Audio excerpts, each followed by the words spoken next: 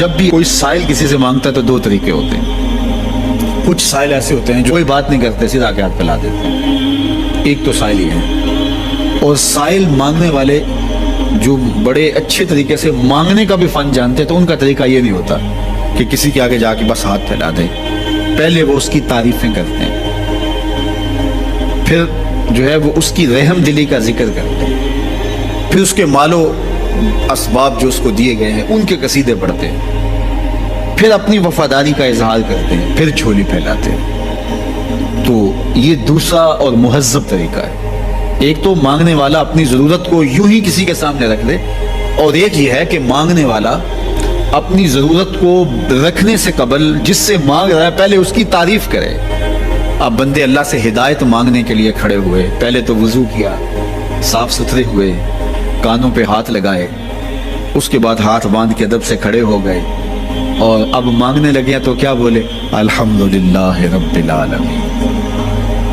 وہ آتے ہیں نا مانگنے والے دروازے پہ تو کہتے ہیں دوبارہ بسدہ روے، فلاں ہو فلاں ہو، وہ تعریفیں کرنے لگ جاتے ہیں. تو یہ مرحلہ ہوتا ہے. ابھی اس نے سوال لب پہ نہیں لایا ہوتا تو گھر والا پہلے بچے کو کہتا ہے جا اتنے پیسے اس کو دے گیا. میاں وہ تو آپ کی تعریفیں کر رہا ہے، مانگ تھوڑا رہا ہے. وہ سمجھتا ہے جو تعریفیں کرنا شروع ہو گیا یہ مانگنے کے لیے تو کر رہا ہے. اللہ اکبر. تو جب بندہ الحمدللہ کہتا ہے رحمتیں اسی وقت برسنا شروع ہو جاتی ہیں. الرحمن الرحیم. میں سخی کی دہلیز پہ کھڑا ہوں جو رحمان بھی ہے جو رحیم بھی ہے، محض اپنے کرم سے عطا کرتا ہے. رحم کی بھیک مانگ رہا ہوں. پھر کیا کہہ رہا ہے؟ مالک یوم الدین. کسی کنگال سے نہیں مانگ رہا، اس سے مانگ رہا ہوں جو مالک ہے، دنیا کا بھی مالک ہے، آخرت کا بھی مالک ہے. پھر اس کے بعد اگلی بات کیا کہتا ہے؟ ایاک نعبد و ایاک نستعین. مالک میں پوچھتا بھی تجھے ہوں اور مانگتا بھی تجھ سے ہوں. دیکھو سائل اس اعتبار سے بھی دو طرح کے ہوتے ہیں. ایک سائل ہوتا ہے جو بائی پاس پہ اترتا ہے، ایک ایک گھر کے سامنے جاتا ہے، یہی طریقہ صحیح مانگنے کا، لیکن جاتا ہے کہ گھر کے سامنے تعریفیں کرتا ہے، اور مالک خانہ کو پتہ ہوتا ہے کہ یہ ہمسایہ سے بھی مانگ کے آیا ہے، میرے گھر سے بھی مانگ رہا ہے، اگلے گھر سے بھی مانگ رہا ہے. تو وہ اسے تھوڑا سا آٹا دے دیتا ہے، 1 روپیہ دے دیتا ہے. اس کو پتہ ہے اس نے پورا گاؤں مانگنا ہے، آدھا گاؤں مانگ آیا ہے، آدھا گاؤں اس نے ابھی مانگنا ہے. تو سارے 1 روپے دیتے ہیں. ایک تو سائل وہ ہے جو در در پہ جاتا ہے، اور ایک سائل بائی پاس سے اترا، وہاں سے پل عبور کیا، پھر گلی سے گزرتے ہوئے یہاں آیا، اور یہاں آ کے آپ کے ساتھ اس نے کہا کہ میں کسی در پہ نہیں گیا، آپ کے پاس آیا ہوں، اب آپ نے میری ضرورت پوری کرنی ہے. تو پھر 8 آنے 5 روپے تو نہیں دیے جائیں گے. پھر تو جو میری استطاعت ہوگی، جو آپ کی استطاعت ہوگی، اس استطاعت کے مطابق دیں گے کہ یہ سارا شہر چھوڑ کے آیا ہے، یہ کسی سے نہیں مانگتا، یہ مجھ سے ہی مانگتا ہے. تو پھر آپ اس کی ضرورت پوری کریں گے. اگر آپ کے بس میں ہوا تو مانگنے والا کیا کہہ رہا ہے؟ ایاک نعبد. یہ پیشانی کہیں اور نہیں جھکتی. و ایاک نستعین. یہ جھولی کسی اور چوکھٹ پہ پھیلتی نہیں. وہ کریم، وہ مالک رب جو تمام جہانوں کا رب ہے، میں اس کی دہلیز پہ کھڑا ہوں اور آیا سیدھا اسی کی دہلیز پہ ہوں. نہ اس سے پہلے کسی در پہ گیا ہوں، نہ اس کے بعد کسی در پہ جانا ہے. تو پھر مالک بھی کرم نوازیاں اور رحمتیں اس کی جھولی میں ڈال دیتا ہے. اب اتنی لمبی تمہید باندھنے کے باوجود مانگا کیا؟ ذرا غور کیجئے. یہ وہ ہے جو ہم ہر روز ہر نماز کی ہر رکعت میں مانگتے ہیں، اور مانگنے کا طریقہ کتنا خوبصورت ہے. اور مانگنے والے یوں ہی مانگا کرتے ہیں. پہلے جس سے مانگنا اس کی تعریفیں کرتے ہیں. آپ نے مانگنے والوں کو دیکھا جو سلیقے سے مانگتے ہیں، تیرے بچے وس دے رہے ہیں، تیری جد آباد رہے، تیرا خاندان آباد رہے. وہ مانگتے ہیں اس طرح، پہلے تعریفیں کرتے ہیں، پھر کہتے ہیں تیری فیکٹریاں چلتی رہیں، تیرے جو ہے تیری جائیداد بڑھتی رہے.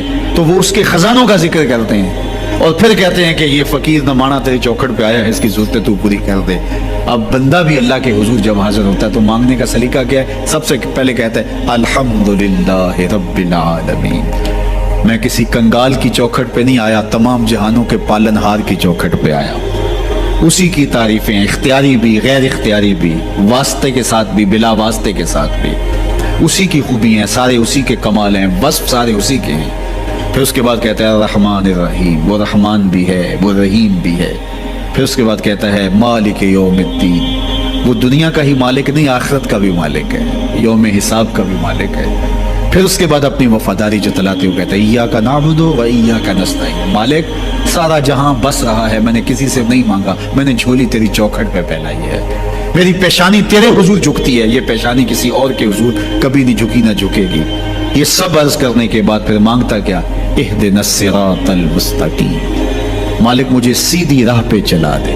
मस्जिद नबवी का सहन था और एक शख्स कोने में बैठ के दुआ मांग रहा है। जरा उसके दुआ के लफ्ज सुनिए। अल्लाहुम्मा इन्नी अस्अलुका बिअन्नका अंतल्लाह, ए अल्लाह मैं तुझसे इसलिए मांगता हूँ कि तू मेरा अल्लाह जो है। जरा गौर कीजिए, मेरे वालिद गिरामी फरमाते थे कि बेटा बाप से कहे कि अब्बा जी मैं आपसे इसलिए मांग रहा हूँ कि आप मेरे अब्बू जो हैं, तो बाप को अपना वजूद बेच के भी देना पड़ा तो उसकी डिमांड पूरी करेगा। तो उसने लफ्ज ही ऐसा कह दिया कि अब्बू मैं आपसे इसलिए मांग रहा हूँ कि आप मेरे अब्बू जो हैं, तो मैंने आपसे ही मांगना। तो बंदा क्या कह रहा है, अल्लाहुम्मा इन्नी अस्अलुका बिअन्नका अंतल्लाह, अल्लाह मैं तुझसे इसलिए मांग रहा हूँ कि तू मेरा अल्लाह जो है। ला इलाहा इल्ला अंता, तेरे अलावा कोई है भी तो नहीं। अंतल अहदुस समदुल्लज़ी लम यलिद व लम यूलद, तू एक ही है, वाहिद है, और कोई है ही नहीं जिस दर पे जाऊं। कोई चौखट नहीं है जहां दामन पसारूं, कोई दहलीज ही नहीं है जहां झोली फैलाऊं। तू बेनियाज है और तुझे ना किसी ने जन्म दिया और ना तूने किसी को जन्म दिया। मालिक मैं तेरे हुजूर दुआ कर रहा हूँ। ये वो दुआ कर रहा था कि मेरे हुजूर ने सुन ली। तो एक सहाबी को फरमाया कि ये जो दुआ कर रहा है, जो मांगेगा अल्लाह अता करेगा। इसने मांगा ही इस ढब से है, इस ढब से है। एक दुआ और सुन लीजिए जो सैयदना अली मुर्तज़ा रज़ी अल्लाह ताला अन्हो रब से मांगते हैं। अल्लाह अकबर, मुझे तो आज सारा दिन इस दुआ ने निहाल किए रखा। ये दुआ मांगते हैं तो अजीब कैफियत होती है। या सरिया रिज़ा इग़फ़िर लिमन ला यमलिकु इल्ला दुआ, ए जल्दी राजी हो जाने वाले, छेती मान जाने वाले, इग़फ़िर लिमन ला यमलिकु इल्ला दुआ, उसे माफ कर दे जिसके पास दुआ के अलावा सहारा ही कोई नहीं, जिसके पास दुआ के अलावा कुछ है ही नहीं जो पेश कर सके।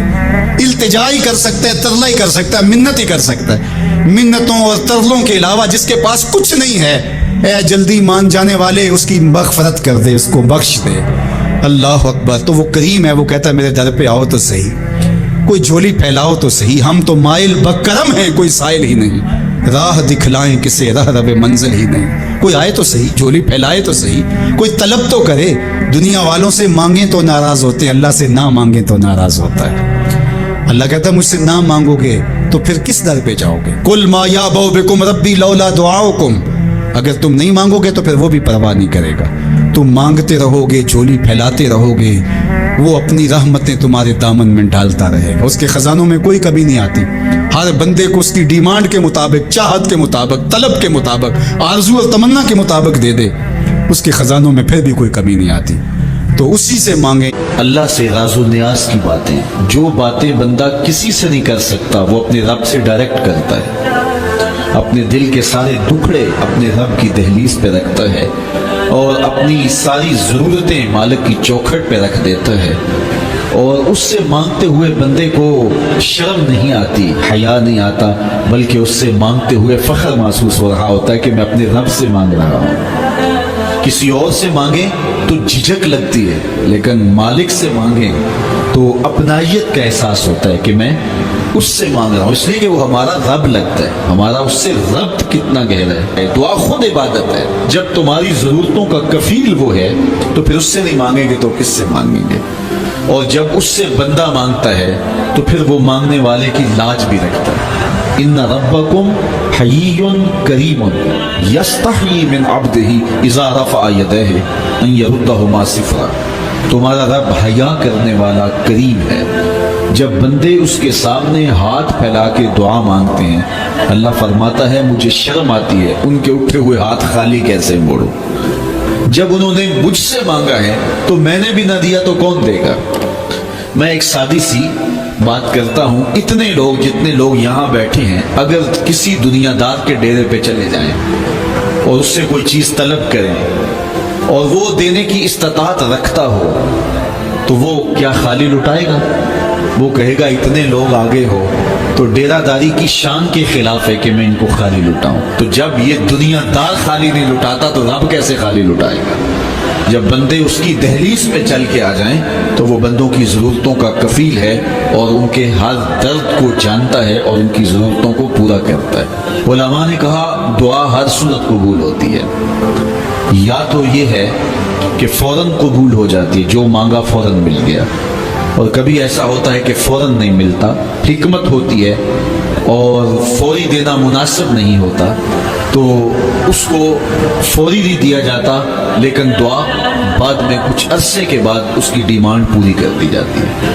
اور کبھی ایسا ہوتا ہے نہ فوری دیا جاتا ہے نہ بدیر دیا جاتا ہے، اس دعا کو ذخیرہ کر لیا جاتا ہے اور حشر کے دن اس کا بدلہ دیا جائے گا۔ اور روایت میں آتا ہے حشر کے دن جب ان دعاؤں کا بدلہ دیا جائے گا جن کا بدلہ دنیا میں نہیں ملا تھا، تو لوگ آرزو کریں گے کاش کہ دنیا میں کوئی دعا قبول ہی نہ ہوئی ہوتی، سارے صلے آخرت میں ملتے۔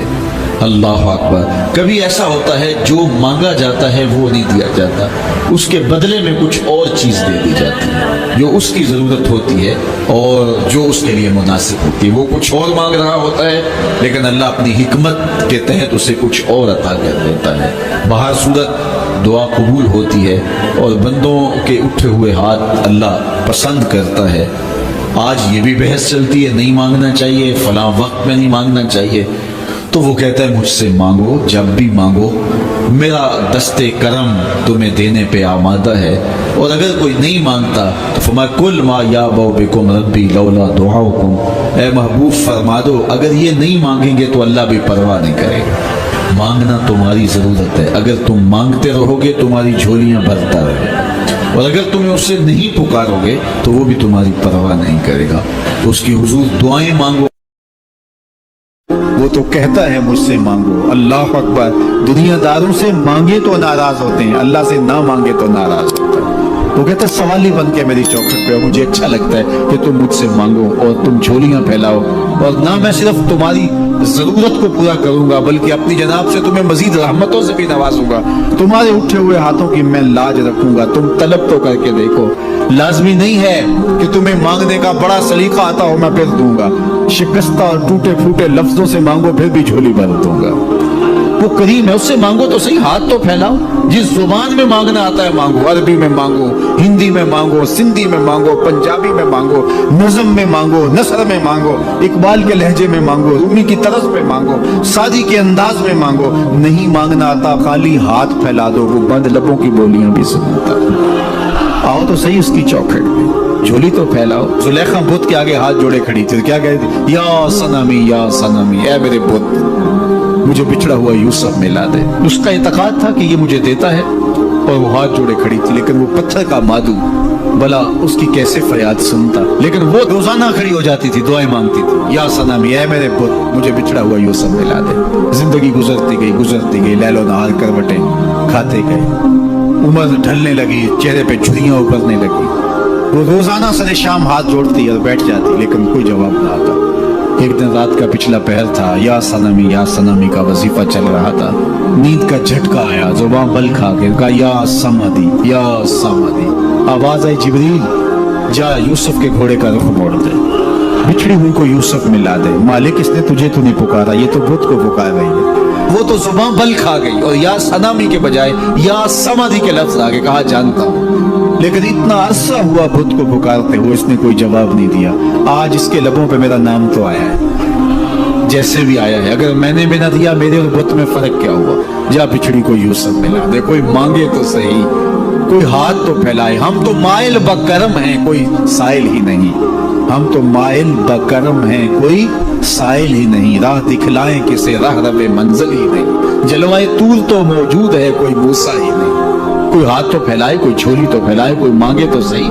دنیا والوں سے مانگے تو ناراض ہوتے ہیں، اللہ سے نہ مانگے تو ناراض ہوتے ہیں۔ دنیا والوں سے مانگنا ہو تو وقت دیکھنا پڑتا ہے۔ اب تو صاحب سو رہے ہوں گے، اب تو ناچنے کا وقت ہے، اب تو دفتر کی مصروفیت کا وقت ہے، فراغت کے لمحے ہوں گے تو بات کریں گے۔ تو کسی دنیا دار سے بات کرنا ہوتا ہے تو وقت دیکھنا پڑتا ہے، لیکن رب سے جب مرضی بات کرو در رحمت کھلا ہوا پاؤ گے۔ لا تاخذہ سنۃ ولا نوم، نیند کیا اسے اونگ بھی نہیں آتی۔ جب بھی مانگو گے دستے کرم کشادہ پاؤ گے۔ جب بندے اس کے سامنے ہاتھ پھیلا کے مانگتے ہیں، اللہ فرماتا ہے مجھے شرم آتی ہے، ان کے اٹھے ہوئے ہاتھ خالی کیسے موڑ دو۔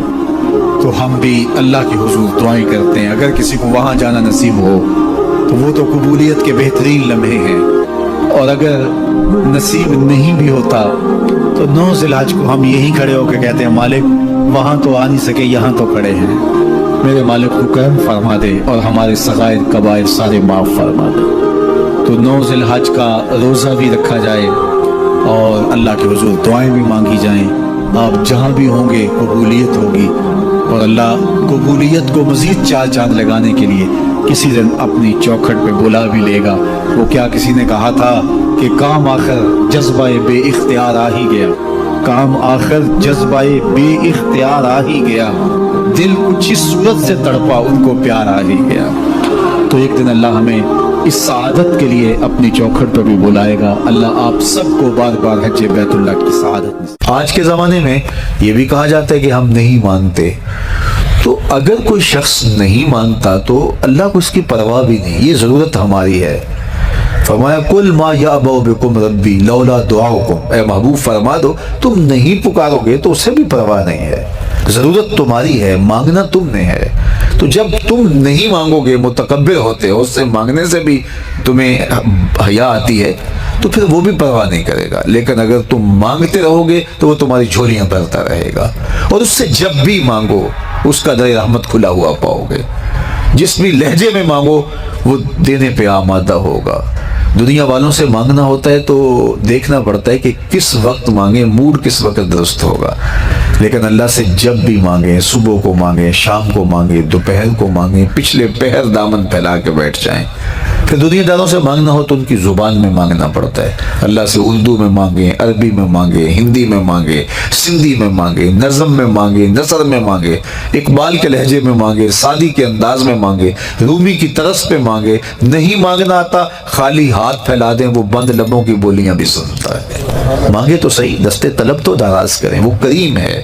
جب اس کے سامنے بندے ہاتھ پھیلا کے دعا مانگتے ہیں وہ خالی نہیں موڑتا۔ ان ربکم حیی کریم یستحیی من عبدہ اذا رفع یدیہ الیہ ان یردہما صفرا۔